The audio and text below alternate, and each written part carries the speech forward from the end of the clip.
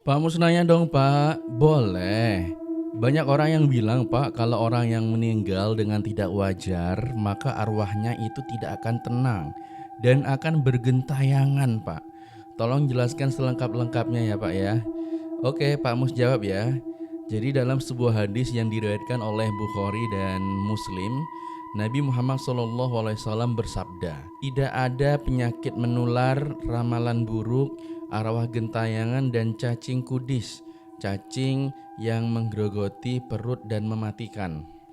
Nah, redaksi hadis tersebut mengindikasikan bahwa fenomena arwah orang mati gentayangan sama sekali tidak terjadi.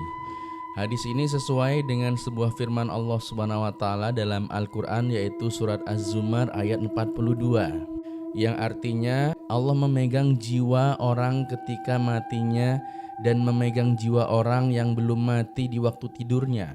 Maka dia tahanlah jiwa orang yang telah dia tetapkan kematiannya, dan dia melepaskan jiwa yang lain sampai waktu yang ditentukan. Sesungguhnya pada yang demikian itu terdapat tanda-tanda kekuasaan Allah bagi kaum yang berfikir. Dalam menafsirkan ayat ini, Imam Al-Qurtubi dengan mengutip beberapa pendapat ulama ahli tafsir yang mengatakan, ketika seseorang tidur akan terjadi perjumpaan antara ruhnya dengan ruh orang-orang yang telah meninggal. Keduanya saling mengutarakan keadaan masing-masing, dan ketika keduanya hendak kembali ke jasad mereka masing-masing, Allah Subhanahu wa taala menahan ruh orang yang telah mati dan melepas ruh orang yang masih hidup. Sehingga sangat mustahil arwah orang yang mati yang berada dalam genggaman Allah Subhanahu wa taala dan menjalani ketentuannya masing-masing itu akan gentayangan dalam wujud hantu. Klaim yang paling logis perihal fenomena tersebut adalah hantu atau arwah gentayangan ini merupakan penjelmaan jin, khususnya jin korin.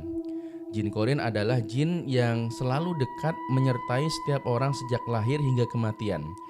Korin inilah yang paham betul dengan tipikal kebiasaan dan kepribadian orang yang disertainya, sehingga tidak aneh jika jin korin sanggup menjawab hal-hal yang bersifat intim, yang bersifat privasi, serta bisa meniru gaya, perilaku, bahkan menyamar menjadi orang yang disertainya ketika hidup.